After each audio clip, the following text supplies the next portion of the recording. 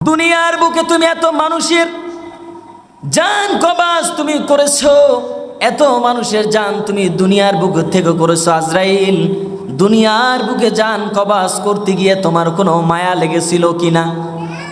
কে বলছেন? আল্লাহ আজরাইলকে প্রশ্ন করছেন, আজরাইল দুনিয়ার বুকেতে এত জান কবাজ করলা, এত জান নিয়ে আসলা মানুষের, তা দুনিয়ার বুকে জান কবাজ করতে গিয়ে তোমার কোনো কষ্ট লেগেছিল কিনা? আজরাইল তখন জবাব দেয়, আল্লাহ দুনিয়ার বুকে অসংখ্য মানুষের জান কবাজ করেছি আল্লাহ, তোমার হুকুমে হয়েছে, কিন্তু আল্লাহ আমার মায়া লেগেছিল একটি জায়গায়। কয়টি জায়গায়? আমার একটি জায়গায় সবচেয়ে ভীষণ মায়া হয়েছিল। কোন জায়গায় হয়েছিল? একবার সমুদ্রের মধ্যে জাহাজ ডুবে গিয়েছিল। তখন আমাদের যুগে যে বড় বড় জাহাজ, এরকম জাহাজ না, ওই যুগে জাহাজ তাফসিরের মধ্যে আসছে, ওই যুগের জাহাজ ছিল কাঠের। কিসের? এই ইঞ্জিনও ছিল না, ইঞ্জিনও ছিল না। ওই জাহাজ একবার সমুদ্রে ডুবে গিয়েছিল ভাইয়েরা আমার। জাহাজ ডুবে যাওয়ার পর ওই জাহাজের মধ্যে একজন গর্ভবতী মহিলা ছিল। কি ছিল ভাই? একজন গর্ভবতী মহিলা ছিল। যে গর্ভবতী মহিলা ডুবে যাওয়ার পরে আল্লাহ সুবহানাহু তাআলা ওই গর্ভবতীকে আল্লাহ তাআলা একটি কাঠের টুকরার মধ্যে তাকে উঠালেন কুদরতিভাবে। আল্লাহ সুবহানাহু তাআলা ওই সুন্দরভাবে তাকে কাঠের পরে উঠালেন। উঠানোর পরে তার বাচ্চা ভূমিষ্ঠ হয়ে গেল। কি হয়ে গেল? ভূমিষ্ঠ হয়ে গেল। ওই নদীর তুফানের মধ্যে তুফান চলছে, জাহাজ ডুবে গেল। আল্লাহ সুবহানাহু তাআলা ওই অবস্থায় আজরাইলকে হুকুম করেছিল, আজরাইল সমুদ্রের মধ্যে একটি জাহাজ ডুবে গেছে, তার মধ্যে একটি গর্ভধারিণী মহিলা আছে, তার বাচ্চা তারপরে ভূমিষ্ঠ হয়েছে, তুমি যাও ওই মায়ের জানটা তুমি কবজ করে নিয়ে এসো। আজরাইল তখন আল্লাহর হুকুমে দুনিয়ার বুকে আসার পরে আল্লাহর হুকুম তো হয়ে গেল, আল্লাহর হুকুম অনুযায়ী বাস্তব আজরাইল এসে দেখে তাই। এখন আজরাইলের অনেক কষ্ট লাগতেছে, যেই জানটাকে কিভাবে আজরাইল কবজ করবে। এখনই বাচ্চা ভূমিষ্ঠ হলো, এখনই বাচ্চাটা ভূমিষ্ঠ হলো মায়ের গর্ভ থেকে। আমি যদি মায়ের জানটা কবজ করে নেই, তাহলে সন্তানটার কি উপায় হবে? সন্তানটা কোথায় লালিত পালিত হবে? আজরাইল এভাবে চিন্তা করছেন। আজরাইল আর কান্না করছেন, আর মনের মধ্যে বড় ব্যথা লাগতেছে আজরাইলের।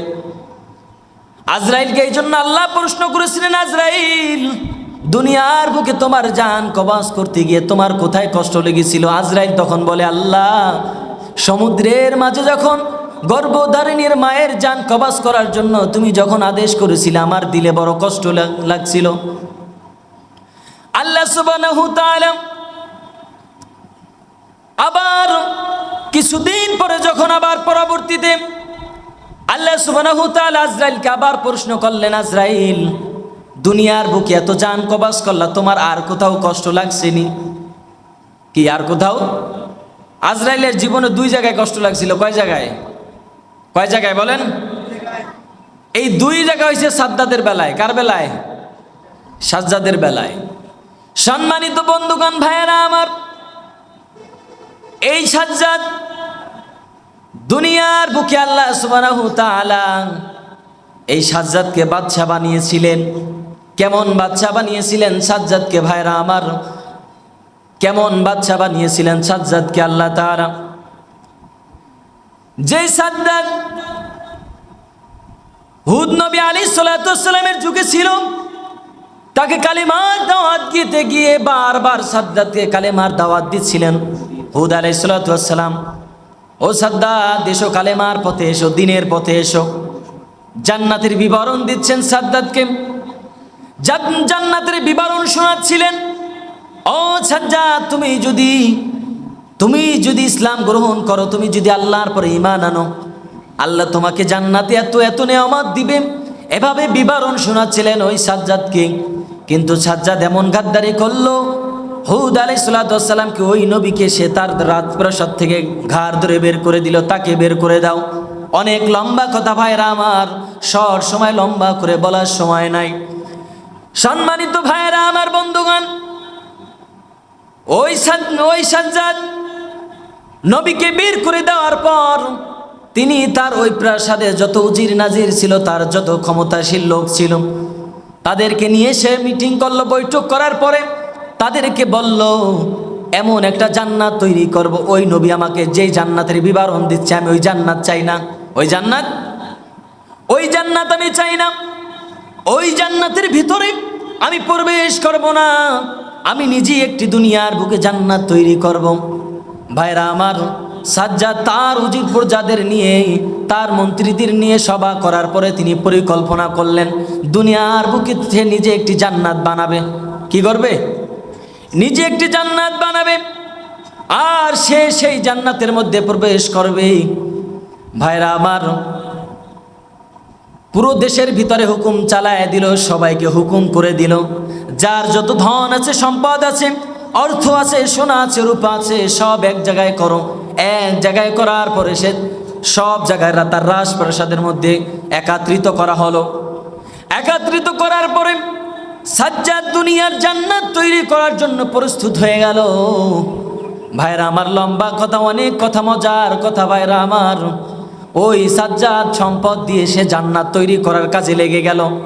পৃথিবীর বুকে সবচেয়ে দামি দামি পাথর দিয়ে সবচেয়ে দামি দামি জিনিসগুলো সে দুনিয়ার জান্নাত তৈরি করার জন্য তৈরি করলো, আর জান্নাতের সেই অনুযায়ী সে সাজাতে শুরু করলো। এত সুন্দর করে সে যেই জান্নাত তৈরি করতে 300 বছর লেগেছিল। কয়শো বছর? 300 বছর। কয়শো বছর? 300 বছর লেগে গিয়েছিল। ভাইয়েরা আমার, চিন্তা করার বিষয় তাহলে কতটা চাক চমক করে, কতটা আকর্ষণীয় করে সেই জান্নাত বানিয়েছিল সাজ্জাদ। এত সুন্দর করে জান্নাত বানিয়েছিল। এই সাজ্জাদ দুনিয়ার বুকে কত সুন্দর, এই সাজ্জাদের মতো রেকর্ড পৃথিবীতে কোনো বাচ্চা করতে পারে নাই। সাজ্জাদের মতো এত আশ্চর্যজনক ঘটনা পৃথিবীর বুকে কোনো বাচ্চা, কোনো ক্ষমতাশীল কোনো বাচ্চা করতে পারে নাই। এই সাজ্জাদ যেটা করে দেখিয়েছিল। ভাইরা আমার, এই সাজ্জাদ যখন তার জান্নাত কমপ্লিট হয়ে গেল, দুনিয়ার বুকে যখন তার জান্নাত বানানো হয়ে গেল, জান্নাত বানানোর পর দুনিয়ার বুকে যখন জান্নাত বানানো হয়ে গেল, জান্নাত দেখার জন্য ভাইরা আমার, সাজ্জাদ যখন তার এমপি মন্ত্রী নিয়ে যখন সাজ্জাদ সামনের দিকে অগ্রসর হলো, সামনের দিকে অগ্রসর হওয়ার সাথে সাথে যখন জান্নাতের গেটের সামনে চলে আসলো, চলে আসার পর আল্লাহ সুবহানাহু ওয়া তাআলা আজরাইলকে পাঠায় দিলেন, ও আজরাইল, যাও অমুক বাচ্চার সাজ্জাদের জানটা কবজ করে নিয়ে এসো। আজরাইল সাজ্জাদের সামনে হাজির হয়ে গেল। সম্মানিত ভাইরা আমার, আজরাইল আলাইহিস সালাতু ওয়াস সালাম যখন সামনে হাজির হয়ে গেলেন, সামনে হাজির হয়ে যাওয়ার পর সাজ্জাদকে বললেন, সাজ্জাদ, আর 1 মিনিটও তোমার সামনে, আর 1 কদমও সামনে আগানো যাবে না। সাজ্জাদ বলল, কেন? তুমি কি? আজরাইল বলল, আমি হলাম আল্লাহর প্রেরিত আজরাইল, যিনি জান কবজ করে। আমি হলাম জান কবজ করা সেই আজরাইল। আজরাইল সামনে হাজির হয়ে গেল। হাজির হয়ে সাজ্জাদকে বললেন, সাজ্জাদ, দুনিয়ায় তোমার আর বাসার সুযোগ নাই। সাজ্জাদ, আল্লাহর হুকুম হয়ে গেছে, তোমার জান কবজ করতে হবে। সাজ্জাদ বলল, না, আমাকে 1 মিনিটের জন্য হলো, একবারের জন্য হলো আমার জান্নাতে আমাকে প্রবেশ করতে দাও। আজরাইল বললে, সাজ্জাদ, তোমার কোনো কথা শোনা হবে না, তোমার আর কোনো কথা মানা হবে না। আজরাইল তখন মনে মনে একটু কষ্ট পাচ্ছিল, আল্লাহ, তুমি সাজ্জাদকে একটু হলেও সুযোগ যদি দিতে ভালো হইতো। কি একটু সুযোগ দিলে ভালো হতো। এই মানুষটা এত কষ্ট করে জান্নাত বানিয়েছে দুনিয়ার বুকে 300 বছর খরচ করে। অন্য ঘটনা আরও কম বেশ করা আছে। ভাইরা আমার, এই 300 বছর খরচ করে সাজ্জাদ তার সে জান্নাত বানিয়েছে, আজকে জান্নাতে ঢুকতে পারবে না। আমি আজরাইল কষ্ট পাচ্ছি। আল্লাহ বলে, কেন? আল্লাহ বলে, সাজ্জাদ, এখন তুমি কেন কষ্ট পাও? তোমার তো কষ্ট পাওয়ার কোনো অধিকার নেই, কোনো প্রশ্নই আসে না। আজরাইল বলল, আল্লাহ, কেন? তখন আল্লাহ বললে, আজরাইল, তুমি কি জানো এই সাজ্জাদ কোন সাজ্জাদ? তখন আল্লাহ আজরাইলকে ওই সাজ্জাদের বিবরণ শোনাচ্ছেন। আল্লাহ বলছেন, আজরাইল, শোনো, এই সাজ্জাদ কোন সাজ্জাদ জানোনি? এই সাজ্জাদ হচ্ছে সেই সাজ্জাদ, যে সাজ্জাদ মায়ের কোলে সমুদ্রের বুকে তক্তার পরে ভূমিষ্ঠ হয়েছিল যেদিন আমি তোমাকে পাঠিয়েছিলাম যে যাও সমুদ্রের মধ্য থেকে একটি বাচ্চা ভূমিষ্ঠ হয়েছে তার মায়ের জান কবজ করে নিয়ে আসো। আল্লাহরও বলেন, ও আজরাইল তুমি কি জানো এই সাজ্জাদ তক্তার পরে আমি আল্লাহ তাকে তক্তার পরে লালন করেছি। তাকে আমি সমুদ্রের কিনারায় নিয়ে গিয়েছিলাম, সেখান থেকে আমি তাকে কোনো ছোটোখাটো মানুষের হাতে তাকে লালন করি নাই। তাকে ওই তক্তার পর থেকে আমি আল্লাহ তাআলা এই সাজ্জাদকে আমি বাদশা বানিয়েছি, তাকে বড় ক্ষমতা দিয়েছি, গোটা পৃথিবীতে তাকে আমি বড় বাদশা করে তুলেছি, এত বড় বাদশা তাকে বানিয়েছি। ও আজরাইল তুমি জানো না কেমন বড় বাদশা বানিয়েছি, কত বড় বাদশা বানিয়েছি, যেই সাজ্জাদ আমার সাথে চ্যালেঞ্জ করে দুনিয়ার বুকে জান্নাত বানিয়েছে। ওই সাজ্জাদ, যে সাজ্জাদকে আমি আল্লাহ তাআলা তক্তার পরে সমুদ্র থেকে উঠিয়ে আমি আল্লাহ তাআলা ওকে মানুষ করেছি। শুধু মানুষ করে ছেড়ে দিইনি, আমি আল্লাহ অনেক বড় ক্ষমতা বানিয়েছি, ওকে আমি বাদশা বানিয়েছি। ও আজরাইল, এই সাজ্জাদ আমি আল্লাহর সাথে এত বড় গাদ্দারি করলো, এত বড় নাফরমানি করলো আজরাইল, এত বড় নাফরমানি করলো। ও আজরাইল, সেটা তো আমি আল্লাহ কখনোই মেনে নিব না। কিন্তু আজরাইল তুমি জেনে রাখো, আজরাইল, ও আজরাইল তুমি জেনে রাখো, আজরাইল তুমি তো সাজ্জাদকে মানুষ করো নাই, তুমি তো সাজ্জাদকে সৃষ্টি করো নাই, লালন করো নাই, শুধু জানটা কবজ করার জন্য গেছো।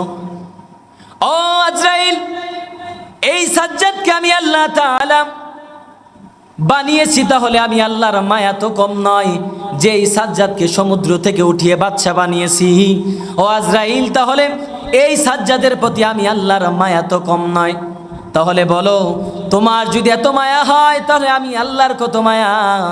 আল্লাহ বলেন, আজরাইল আর কোনো সময় নাই, ওই গাদ্দারের জান কবজ করে নাও, যাকে এত সুযোগ দেওয়ার পরে ইসলাম গ্রহণ করলো না, আমি আল্লাহর পথে আসলো না, আমার পয়গম্বর আমার নবী তার কাছে দাওয়াত নিয়ে গেছে, দাওয়াত গ্রহণ করে নাই, অতএব তার দুনিয়ার জান্নাতে তার ঢোকার কোনো অধিকার নাই, দুনিয়ার জান্নাতে তার ঢোকার সুযোগ হয় নাই। আল্লাহর হুকুমে জান্নাতে ঢোকার আগে, তার ঘোড়া থেকে নামার আগে আজরাইল তার জান কবজ করে নিয়ে গেল। ভাইরা আমার,